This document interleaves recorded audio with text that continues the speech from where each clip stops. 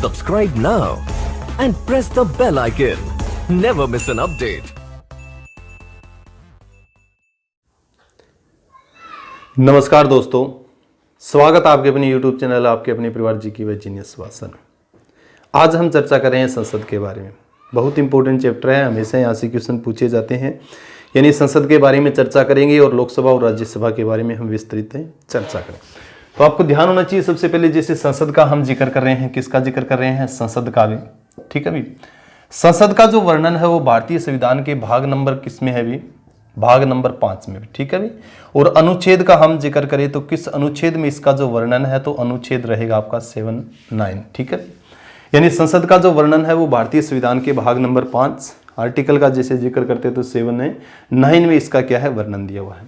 किसे कहते हैं आपको ध्यान होना चाहिए? संसद यानी संघ की विधायिका को भी, संघ की विधायिका। ठीक है भी, संघ की विधायिका को क्या कहा जाता है? विधायिका को संसद कहा जाता है। इंपॉर्टेंट है, क्लियर होना चाहिए। संघ की विधायिका को संसद कहा जाता है। जो संसदीय तंत्र, यानी भारत में कैसा तंत्र है आपको ध्यान होना चाहिए? संसदीय तंत्र है। भारत में कैसा तंत्र है? संसदीय तंत्र है। और ये संसदीय तंत्र जो हमने लिया है वो किस देश से लिया है? ब्रिटेन से। किस देश से लिया हमने? ब्रिटेन से लिया। इंपॉर्टेंट है, बहुत बार पूछा जाता है भारत में जो संसदीय तंत्र है ये किस देश से लिया गया है? तो ब्रिटेन से लिया गया है। भारत में संसद है, संसदीय तंत्र है। और संसद का जैसे जिक्र करते हैं तो संसद किससे मिलकर बनती है? ठीक है भी, संसद जो है वो किससे मिलकर बनती है? संसद का जैसे जिक्र करते हैं तो राज्यसभा, लोकसभा और राष्ट्रपति से मिलकर बनती है। किससे मिलकर बनती है? राष्ट्रपति से मिलकर बनती है। ये चीज आपको क्लियर होना चाहिए। संसद की अगर सदनों का हम जिक्र करें भी, संसद के सदन कितने होते हैं भी? सदन, तो सदन कितने होते हैं? 2 सदन होते हैं। कितने सदन होते हैं? 2 सदन होते हैं, एक राज्यसभा और एक लोकसभा। अगर अंक का जैसे जिक्र करें भी, संसद के अंक कितने हैं? तो संसद के अंक कितने हैं? अंक 3 है, राज्यसभा, लोकसभा और राष्ट्रपति का। ठीक है, ये चीज आपको क्लियर होना चाहिए। संसद क्या है सबसे पहले ये जानकारी होनी चाहिए। किस भाग में इसका वर्णन दिया हुआ है, किस आर्टिकल में इसका वर्णन दिया हुआ है, किस देश से लिया है। ठीक है, भारत में कैसा तंत्र है? संसदीय तंत्र है। संसद किन किन से मिलकर बनती है, ये चीज आपको क्लियर होना चाहिए। संसद के अंक कितने होते हैं और संसद के अगर हम जिक्र करें भी सदन कितने होते हैं, तो सदन 2 होते हैं, लोकसभा और राज्यसभा। अब चलते हैं आगे, जैसे जिक्र करें इस चीज के बारे में। सबसे पहले हम लोकसभा, संसद के 2 सदनों का हम जिक्र कर रहे हैं आज की वीडियो में। लोकसभा और राज्यसभा कंपैरिजन करके चलेंगे, तुलनात्मक रूप से क्या करेंगे, इनका हम अध्ययन करेंगे। ठीक है भी, तुलनात्मक रूप से इनका क्या करेंगे, हमें अध्ययन करेंगे। जैसे सबसे पहले आपको ध्यान होना चाहिए, हम जिक्र करें आर्टिकल का भी। ठीक है, आर्टिकल आपको जरूर पता होना चाहिए भी। लोकसभा और राज्यसभा का जो वर्णन है वो किस अनुच्छेद में किया हुआ है? संसद का जैसे जिक्र कर रहे हैं हम, किसका जिक्र कर रहे हैं? संसद। संसद में हम जिक्र करेंगे एक तरफ तो राज्यसभा का, किसका जिक्र करेंगे हमें? राज्यसभा का। दूसरी तरफ जो चर्चा करेंगे हम किसके बारे में? लोकसभा के बारे में, लोकसभा। राज्यसभा का जैसे जिक्र करते हैं तो इसका जो वर्णन किया हुआ है वो किस अनुच्छेद में है? अनुच्छेद पढ़ोगे तो आप 80 भी। ठीक है, और लोकसभा का जो वर्णन हमें मिलता है वो अनुच्छेद 81 में। ठीक है, पूछा जा सकता है, इस तरीके से भी पूछा जा सकता है आपके भी, राज्यसभा का जो वर्णन है वो भारतीय संविधान के किस भाग में है? तो भाग नंबर रहेगा आपका 5। और अनुच्छेद का हम जिक्र करें तो अनुच्छेद 80। लोकसभा का भी यही जिक्र किया जा सकता है, लोकसभा का जो वर्णन है वो भारतीय संविधान के किस भाग में है? तो भारतीय संविधान के भाग नंबर 5। और अनुच्छेद का जब जिक्र करें तो 81। इंपॉर्टेंट है, ये चीज आपको क्लियर होना चाहिए। राज्यसभा जो है इसको क्या कहा जाता है? कई नामों से जाना जाता है, जैसे उच्च सदन कहा जाता है। इसको क्या कहा जाता है? उच्च सदन। उच्च सदन या ऊपरी सदन के नाम से भी जाना जाता है, ऊपरी सदन। इसके अलावा इसको क्या कहा जाता है? ऊपरी सदन। इसके अलावा स्थायी सदन भी, क्या है? स्थायी सदन के नाम से भी जाना जाता है, स्थायी सदन भी कहा जाता है, इसको स्थायी सदन कहा जाता है। इसके अलावा जैसे जिक्र करते हैं स्थायी सदन के साथ साथ इसको राज्यों का सदन भी, क्या कहोगे आप? राज्यों का सदन। ये ध्यान करना आपको। यानी राज्यसभा जो है इसको उच्च सदन कहा जाता है, ऊपरी सदन भी कहा जाता है। स्थायी सदन भी कहा जाता है और राज्यों का भी क्या कहा जाता है, इसको सदन कहा जाता है। इंपॉर्टेंट है, ये चीज आपको क्लियर होना चाहिए। बुद्धिजीवियों का सदन के नाम से भी जाना जाता है, ठीक है भी। अच्छे नागरिक इसके अंदर पाए जाते हैं, ये चीज आप जैसे जिक्र करते हैं तो वो आपकी क्या है, राज्यसभा। लोकसभा का जब हम जिक्र करते हैं तो लोकसभा में आपको ध्यान होना चाहिए, इसको निम्न सदन कहा जाता है। निम्न सदन कहा जाता है, अस्थायी सदन कहा जाता है, अस्थायी सदन है। जनता का सदन भी कहा जाता है, जनता का सदन। युवाओं का सदन भी कहा जाता है, युवाओं का सदन, ठीक है भी।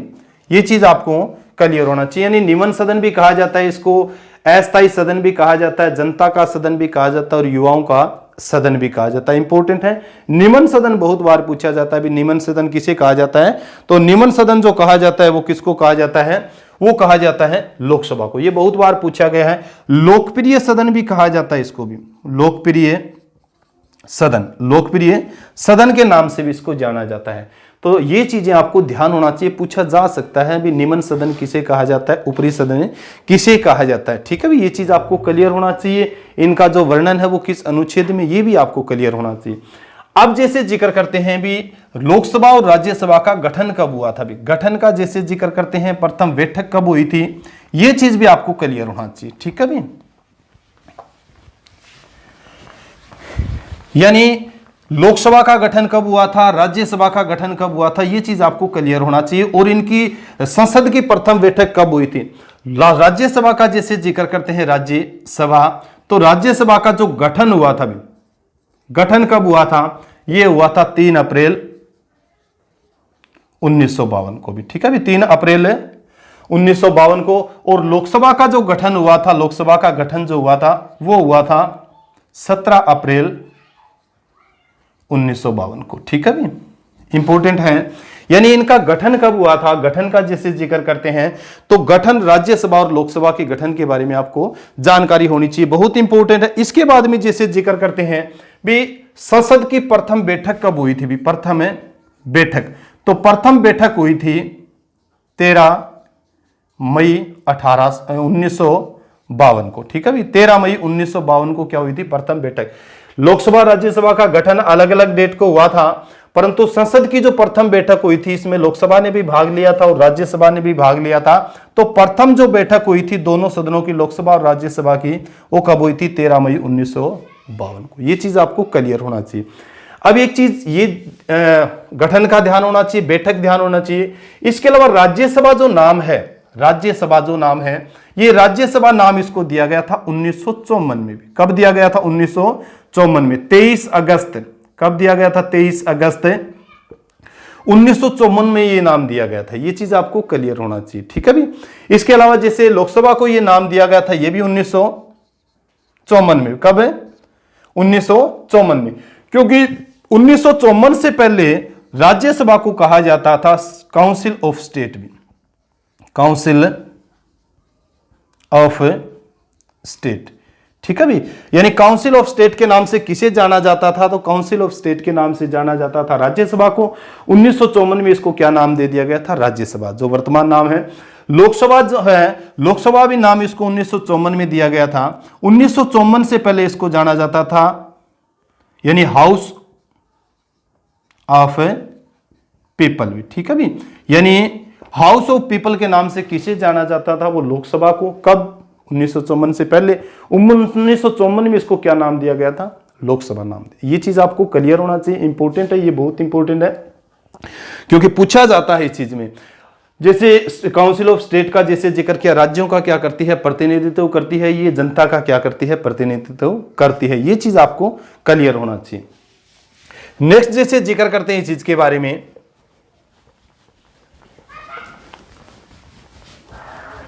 नेक्स्ट जो है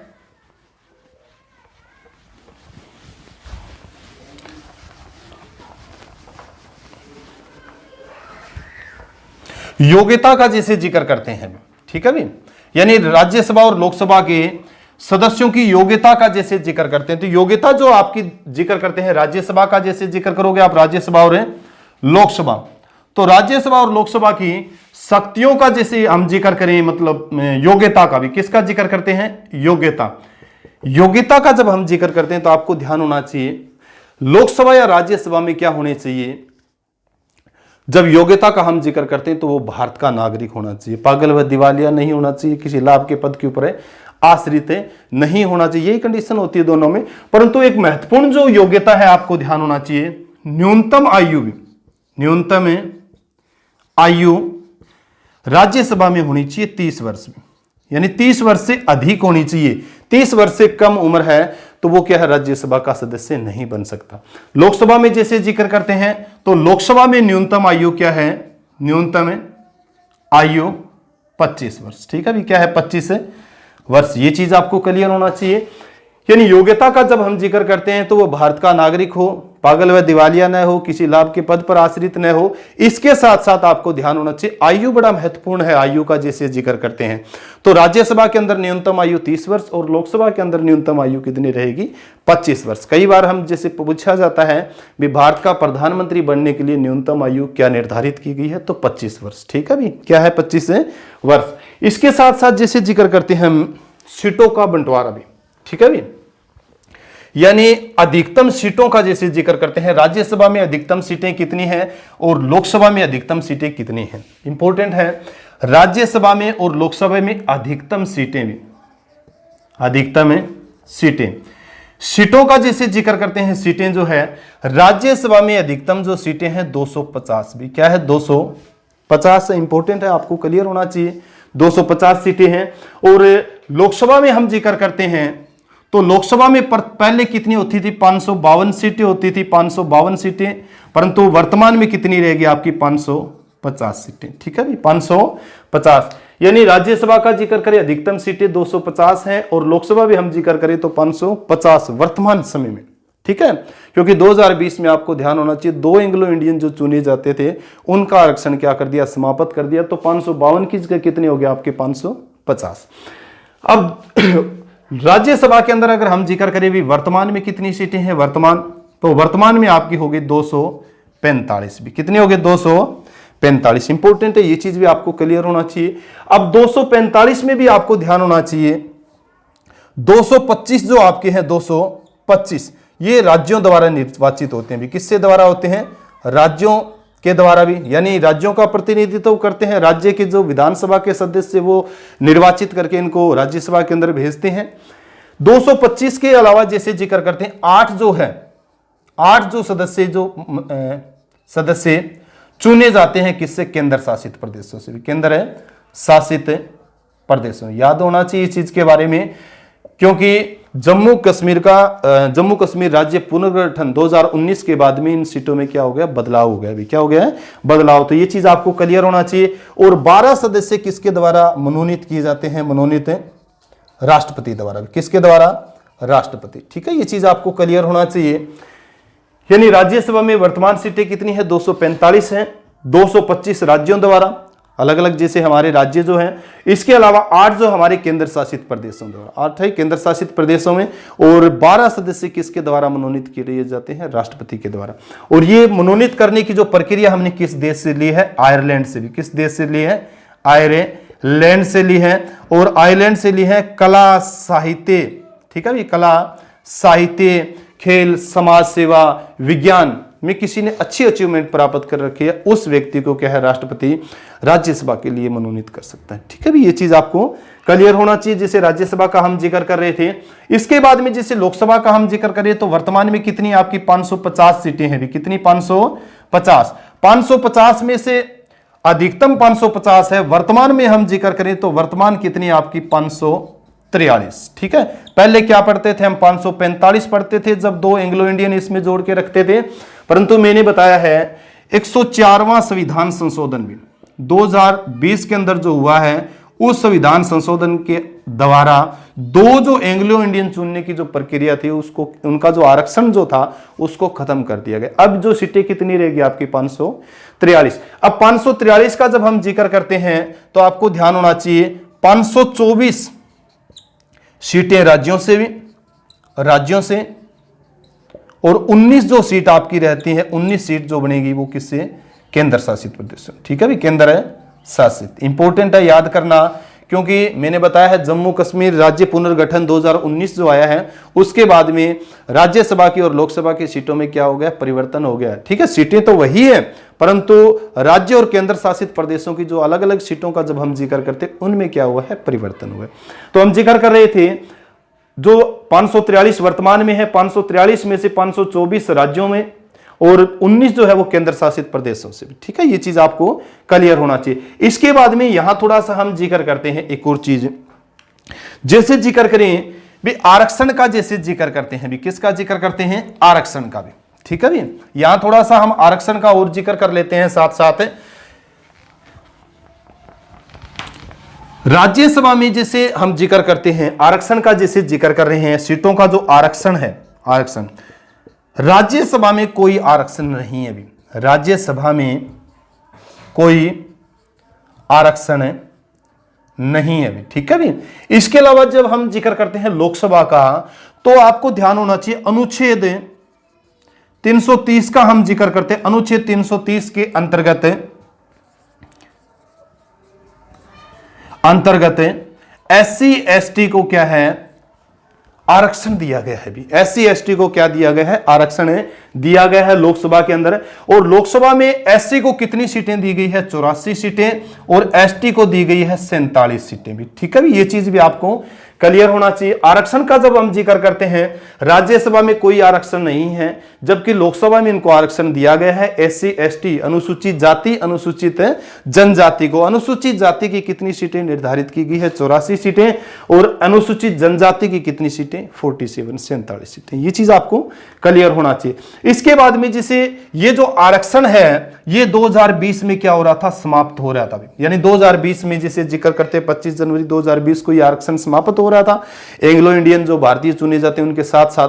परंतु आपको ध्यान हो 104वां संविधान संशोधन 2020 में जो हुआ है इसके द्वारा इनका 10 साल का कार्यकाल और बढ़ा दिया है। यानी 2020 से बढ़ाकर कितना कर दिया है, 2030 तक भी। ठीक है, 2020 से बढ़ाकर कितना कर दिया है, 2030 तक कर दिया है। ठीक है भी, और आपको ध्यान होना चाहिए 70 से लेके 80 किया गया है, यानी 70 साल तक ये बढ़ता रहा है और अब कितना कर दिया, 80। आपको ध्यान होना चाहिए मूल संविधान में जो था वो 10 साल का प्रावधान किया गया था। कितने साल का, 10 साल का प्रावधान। तो बहुत इंपॉर्टेंट है, ये चीज आपको क्लियर होना चाहिए। इसके बाद जैसे जिक्र करते हैं कार्यकाल का भी। ठीक है भी, कार्यकाल का जब हम जिक्र करते हैं तो आपको ध्यान होना चाहिए राज्यसभा का एक स्थायी सदन है भी। राज्यसभा क्या है, एक स्थायी सदन है, तो इसका कोई कार्यकाल नहीं होता भी, परंतु इसके जो सदस्य होते हैं उन सदस्यों का क्या होता है, कार्यकाल होता है भी। कितने समय का होता है, 6 वर्ष का होता है। हमेशा ये क्वेश्चन आपका पूछा जाता भी। ठीक है भी, लोकसभा का जैसे जिक्र करते हैं लोकसभा के 5 साल का कार्यकाल का जब हम जिक्र करें कार्यकाल, तो राज्यसभा क्या है, स्थायी सदन है भी। क्या है, स्थायी सदन है, परंतु इसके जो सदस्य होते हैं भी क्या होते हैं, सदस्य, उनका कार्यकाल कितना होता है, 6 वर्ष का होता है भी। कितने वर्ष का होता है, 6 वर्ष का होता है। परंतु आपको ध्यान होना चाहिए हर 2 वर्ष बाद में, 2 वर्ष बाद 1/3 सदस्य बदलते रहते हैं भी। 1/3 सदस्य क्या होते हैं, बदलते। राज्यसभा जो है आपका स्थायी सदन है। मैंने कई बार इसके बारे में आपको पहले भी बताया है। जब लोकसभा भंग हो जाती है, संसद को चलाना होता है, तो आपको ध्यान होना चाहिए राज्यसभा का स्तर बुला के ही संसद को चलाया जाता है, क्योंकि ये कभी भंग नहीं होती है। कोई कार्यकाल निर्धारित नहीं है स्थायी सदन, परंतु इसके सदस्यों का कार्यकाल कितना होता है, 6 वर्ष का होता है, जो हर 2 साल बाद 1/3 सदस्य बदलते रहते हैं। लोकसभा का जब हम जिक्र करते हैं इसका कार्यकाल कितना होता है, 5 वर्ष का। यानी संसद का लोकसभा का प्रथम अधिवेशन से लेके 5 वर्ष तक का क्या होता है, उनका कार्यकाल होता है। 5 वर्ष तक क्या होता है, कार्यकाल। परंतु आपको ध्यान होना चाहिए समय से पहले भी इसको भंग किया जा सकता है। समय से पहले भी इसको क्या किया जा सकता है, भंग किया जा सकता है। इसके अलावा आपको ध्यान होना चाहिए, यानी 5 वर्ष होता है, परंतु समय से पहले भंग किया जा सकता है। इसके अलावा आपको ध्यान होना चाहिए आपात, यानी राष्ट्रीय आपात के समय में, राष्ट्रीय आपात के समय में इसे बढ़ाया भी जा सकता है। क्या है, इसे बढ़ाया भी जा सकता है। एक बार में 1 वर्ष तक बढ़ाया जा सकता है भी, ठीक है भी, एक बार में 1 वर्ष। यानी इसका कार्यकाल तो हम जैसे प्रथम अधिवेशन से लेके 5 वर्ष तक का होता है। इसके सदस्यों, लोकसभा का जैसे जिक्र करते हैं, लोकसभा के सदस्यों का जो कार्यकाल भी होता है 5 वर्ष का होता है, परंतु समय से पहले भी क्या किया जा सकता है, इसको भंग किया जा सकता है, ठीक है। इसके अलावा राष्ट्रीय जो आपात होता है, राष्ट्रीय आपात के समय में इसमें बढ़ोतरी भी की जा सकती है, 5 से 6 वर्ष भी किया जा सकता है, परंतु एक बार में 1 वर्ष की बढ़ोतरी की जा सकती है। ये नहीं भी लगातार अब 2 वर्ष बढ़ा दिया, 3 वर्ष, ऐसा कुछ नहीं है। इसके अलावा जैसे जिक्र करते हैं विघटन का, जैसे जिक्र करते हैं विघटन, ठीक है भी, विघटन। राज्यसभा स्थायी सदन है, इसका विघटन नहीं होता, आपको ध्यान होना चाहिए, जबकि लोकसभा क्या है, अस्थायी सदन है, इसलिए इसका क्या हो सकता है, विघटन हो सकता है, ठीक है भी, इसका विघटन हो सकता है, बहुत इंपॉर्टेंट है। नेक्स्ट जो जिक्र करते हैं निर्वाचन भी, ठीक है भी, क्या है, निर्वाचन, यानी राज्यसभा के सदस्यों का निर्वाचन कौन करता है, यह चीज भी आपका बहुत इंपॉर्टेंट है। और लोकसभा के सदस्यों का निर्वाचन कौन करता है, यह भी बहुत इंपॉर्टेंट है, ठीक है भी, इंपॉर्टेंट है। हमेशा यहां से क्वेश्चन पूछे जाते हैं, लोकसभा के सदस्यों को कौन चुनता है या किन के द्वारा चुने जाते हैं। निर्वाचन का जैसे हम जिक्र करते हैं भी, निर्वाचन यानी राज्यसभा के जो सदस्य हैं इनका जो निर्वाचन किया जाता है राज्य विधानसभा, राज्य विधानसभा के सदस्यों द्वारा, ठीक है भी, सदस्यों द्वारा एकल सकर मणीय मत प्रणाली द्वारा, ठीक है, मत प्रणाली द्वारा, इंपॉर्टेंट है, आपको ध्यान होना चाहिए। यानी राज्य विधानसभा के जो सदस्य हैं उनके द्वारा क्या किया जाता है, इनका निर्वाचन किया जाता है अप्रत्यक्ष रूप से भी, क्योंकि जनता के द्वारा हम एमएलए चुनते हैं प्रत्यक्ष रूप से, और अप्रत्यक्ष रूप से एमएलए फिर किसको चुनते हैं, राज्यसभा के सदस्य। एकल सकरमणीय पद प्रणाली, मत प्रणाली द्वारा इनका क्या होता है, चुनाव होता है, निर्वाचन होता है। इसके अलावा जैसे लोकसभा का जैसे जिक्र करते हैं, लोकसभा के जो सदस्य हैं इनका चुनाव कौन करती है, जनता करती है भी, कौन करती है, जनता, यानी प्रत्यक्ष रूप से चुने जाते हैं भी, प्रत्यक्ष रूप से ये चुने जाते हैं, ये चीज आपको क्लियर होना चाहिए। यानी वयस्क मताधिकार के आधार पर, वयस्क मताधिकार के आधार पर क्या होता है, इनका चुनाव होता है। वयस्क मताधिकार का जैसे जिक्र करते हैं, यानी मत डालने की उम्र का जैसे जिक्र करते हैं, आयु का जैसे जिक्र करें तो कितनी, 18 वर्ष, यानी 18 वर्ष से ऊपर के जितने भी जो युवा है 18 वर्ष से ऊपर के, वो क्या करते हैं, लोकसभा के सदस्यों का चुनाव करते हैं, ठीक है। आपको ध्यान होना चाहिए, ये 18 वर्ष जो है, ये 18 पहले 21 वर्ष होती थी, 21 वर्ष, परंतु बाद में कब कितनी कर दी, 18 वर्ष। 61वां संविधान संशोधन पढ़ा होगा आपने 1989 में, राजीव गांधी के समय में आया था 1989 में 61वां संविधान संशोधन, उस समय 21 से घटाकर कितनी की गई थी, 18 वर्ष, ठीक है भी। तो वयस्क मताधिकार के आधार पर है किसका निर्वाचन होता है, लोकसभा के सदस्यों का भी, ये चीज आपको क्लियर होना चाहिए। इसके अलावा जैसे जिक्र करते हैं गणपूर्ति आती है भी, यानी कोरम का जैसे जिक्र करते हैं, ठीक है। भारतीय संविधान के आर्टिकल 100 में जब हम जिक्र करते हैं ना इसका कोरम का भी, तो कोरम जो है यानी लोकसभा और राज्यसभा का अगर कोरम पूरा है तभी वो चल सकती है, नहीं तो स्थगित हो जाती है भी, ठीक है। ये चीज आपको क्लियर, कई बार देखते हैं ना बाइकाट कर जाते हैं सदस्य, कोरम पूरा नहीं होता, तो कोरम पूरा न होने के कारण क्या है, सदन की कार्रवाई नहीं चल पाती भी, सदन की कार्रवाई नहीं चल पाती, ये चीज आपको ध्यान होना चाहिए। गणपूर्ति का जैसे जिक्र करते हैं, गणपूर्ति या फिर कोरम, ठीक है भी।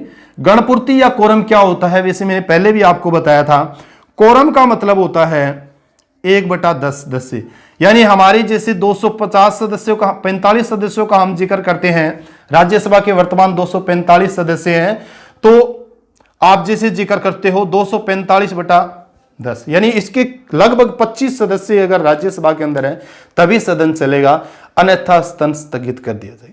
इसके अलावा यही लोकसभा में आपका होता है, जैसे आपकी वर्तमान में 543 है, तो 10 जैसे जिक्र करते हो तो लगभग आपकी 54 सीटों का जैसे 55 जैसे जिक्र करते हो, 55 सदस्य अगर है, कोरम पूरा है, गणपूर्ति है, तो क्या है, सदन की कार्रवाई चलेगी, अन्यथा स्थगित कर दी जाएगी। इंपॉर्टेंट है, ये चीज भी आपको ध्यान होना चाहिए। इसके अलावा जैसे पीठासीन अधिकारी का जब हम जिक्र करते हैं राज्यसभा और लोकसभा में, पीठासीन अधिकारी,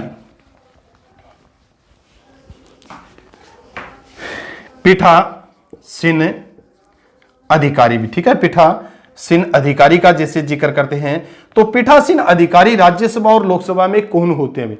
राज्यसभा में पीठासीन अधिकारी होते हैं राज्यसभा के पदेन सभापति,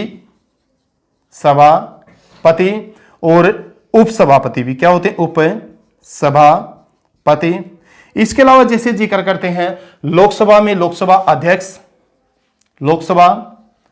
अध्यक्ष व उपाध्यक्ष भी क्या होते हैं? उपाध्यक्ष। इंपॉर्टेंट है, ध्यान करना इस चीज के बारे में। यानी पीठासीन जो अधिकारी होते हैं वो राज्यसभा में क्या होते हैं? राज्यसभा के पदेन अध्यक्ष होते हैं, सभापति का जैसे जिक्र करते हैं हमें, और पदेन सभापति होते हैं वो भारत का उपराष्ट्रपति भी होता है। क्या होता है? भारत का उपराष्ट्रपति। इसके अलावा उपसभापति भी, ठीक है। ये चीज आपको क्लियर होना चाहिए। और लोकसभा में लोकसभा अध्यक्ष और उपाध्यक्ष होते हैं। एक चीज आपको यहां क्लियर होना चाहिए, लोकसभा अध्यक्ष जब अपना त्याग पत्र देता है तो किसको देगा? उपाध्यक्ष को। और उपाध्यक्ष जब अपना त्याग पत्र देता है तो किसको? लोकसभा अध्यक्ष को। एक दूसरे अपने आप को क्या देते हैं? इस्तीफा देते हैं। इसके अपोजिट हम जैसे राज्यसभा का हम जिक्र करें तो राज्यसभा में जो उपसभापति है वो अपना इस्तीफा किसको देगा? वो सभापति को देगा भी। किसको देगा? सभापति। परंतु सभापति जो होता है, पदेन सभापति, जो क्या होता है? भारत का उपराष्ट्रपति भी होता है। तो उपराष्ट्रपति हमेशा अपना इस्तीफा या त्यागपत्र किसको देता है? राष्ट्रपति को। ये चीज आपको क्लियर होना चाहिए, बहुत इंपॉर्टेंट है। यानी पीठासीन अधिकारी का जैसे जिक्र करते हैं तो राज्यसभा के पदेन सभापति होते हैं, ये होते हैं। ये चीज आपको लोकसभा में लोकसभा के अध्यक्ष और उपाध्यक्ष का जैसे हमें जिक्र करते हैं, बहुत इंपॉर्टेंट है। इसके अलावा देखो एक चीज आपको क्लियर होना चाहिए, लोकसभा अध्यक्ष का जब हम जिक्र करते हैं, लोकसभा अध्यक्ष अपने निर्णायक मत का भी क्या करता है? कई बार प्रयोग करता है भी, निर्णायक मत का भी, ठीक है भी। अब कई बार जैसे आपको ध्यान होना चाहिए, निर्णायक मत का प्रयोग कब कर सकता है? जब ऐसी स्थिति आ जाए, यानी मत आपस में क्या हो? बराबर हो भी। यानी मत क्या होते हैं? दोनों समय, यानी किसी बिल के ऊपर मत जो है बराबर स्थिति में, उस समय आपको ध्यान होना चाहिए लोकसभा अध्यक्ष अपने निर्णायक मत का प्रयोग करके उस बिल को पास भी कर सकता है और उस बिल को डिसमिस भी कर सकता है, ठीक है। यानी लोकसभा अध्यक्ष अपने निर्णायक मत का भी प्रयोग कर सकता है। ये चीज आपको क्लियर होना चाहिए। इसके अलावा जैसे जिक्र करते हैं भी, राज्यसभा जो आपकी होती है, राज्यसभा के प्रथम पदेन सभापति कौन थे भी, ठीक है। इंपॉर्टेंट है, पूछ सकते हैं इस तरह से। राज्यसभा जो आपकी है, राज्यसभा के प्रथम पदेन सभापति भी, ठीक है, सभापति। तो प्रथम पदेन सभापति थे सर्वपल्ली राधाकृष्णन। क्या थे? सर्वपल्ली राधाकृष्णन। इंपॉर्टेंट है, ये पूछा जा सकता है। प्रथम सभापति कौन थे? सर्वपल्ली राधाकृष्णन। और भारत के प्रथम उपराष्ट्रपति भी कौन थे? सर्वपल्ली राधाकृष्णन। पूछा जा सकता है जो राज्यसभा उसके वर्तमान सभापति कौन है भी, वर्तमान है पदेन सभापति कौन है? तो वर्तमान है आपके एम वेंकैया नायडू भी, एम वेंकैया नायडू, ठीक है भी। पूछा जा सकता है प्रथम उपसभापति कौन थे भी? प्रथम उप सभापति। तो प्रथम उपसभापति थे राज्यसभा के एम एस कृष्णमूर्ति,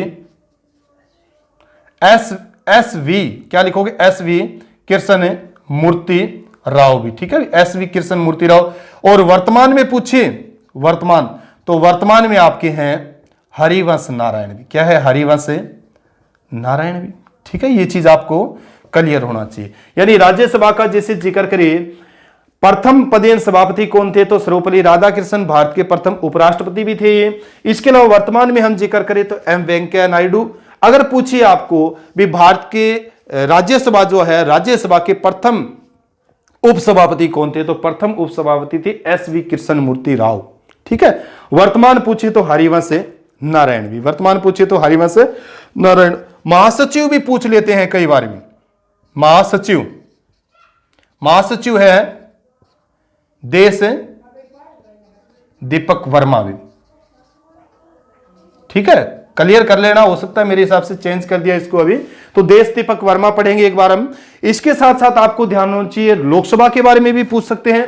लोकसभा के प्रथम अध्यक्ष भी, प्रथम अध्यक्ष लोकसभा के, तो प्रथम अध्यक्ष थे जीवी मावलकर भी, मावलकर, जीवी मावलकर। वेरी वेरी इंपॉर्टेंट, बहुत बार क्वेश्चन पूछा जाता है लोकसभा के प्रथम अध्यक्ष कौन थे, तो जीवी मावलकर, गणेश वासुदेव मावलकर। पूछा जा सकता है वर्तमान अध्यक्ष कौन है, वर्तमान, तो वर्तमान आपके कौन है, ओम बिरला भी, क्या है, ओम है बिरला है। कहां से सांसद है ओम बिरला, कोटा से भी। कहां से सांसद, आपके कोटा राजस्थान से, वर्तमान में लोकसभा अध्यक्ष है। अगर पूछे प्रथम महिला, प्रथम महिला पूछे तो प्रथम महिला मीरा कुमार भी, ठीक है, मीरा कुमार। आप कमेंट बॉक्स में मेरे को लिख के बताओगे मीरा कुमार का संसदीय क्षेत्र कौन सा रहा है, ठीक है, यानी मीरा कुमार कहां से सांसद बनी है, ये भी आप कमेंट करके मेरे को बताओगे भी संसदीय क्षेत्र। तो प्रथम महिला जो लोकसभा अध्यक्ष रही है वो कौन रही है, मीरा कुमार भी, ठीक है। और अगर पूछिए आपसे जैसे महासचिव कौन है लोकसभा के, महासचिव भी पूछ सकते हैं भी, महासचिव, सचिव, तो उत्पल कुमार सिंह भी, ठीक है भी, इंपॉर्टेंट है। यानी वर्तमान में महासचिव पूछे लोकसभा के तो कौन है, उत्पल कुमार सिंह भी हैं। और अगर पूछे प्रथम महिला महासचिव कौन रही है लोकसभा की, यानी प्रथम महिला महासचिव का जैसे जिक्र करें भाई, महिला महासचिव तो स्नेहलता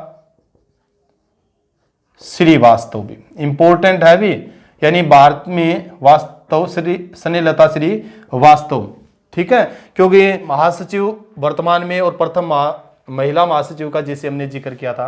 अगर पूछे लोकसभा के प्रथम उपाध्यक्ष भी, प्रथम उपाध्यक्ष, तो प्रथम उपाध्यक्ष थे एम अनंत सैनम, ठीक है भी, एम अनंत सैनम, इंपॉर्टेंट है। और वर्तमान समय में आपको ध्यान होना चाहिए लोकसभा में उपाध्यक्ष का पद क्या है, रिक्त है, ठीक है, यानी लोकसभा के जो अंतिम जो अभी जैसे जिक्र करते एम थम्बीदुरई का कार्यकाल समाप्त हो गया था, और एम थम्बीदुरई का कार्यकाल समाप्त होने के बाद में लोकसभा के उपाध्यक्ष का जो है यानी पद रिक्त है अभी तक भी, ठीक है, इसके पद के ऊपर किसी व्यक्ति को चुना नहीं गया।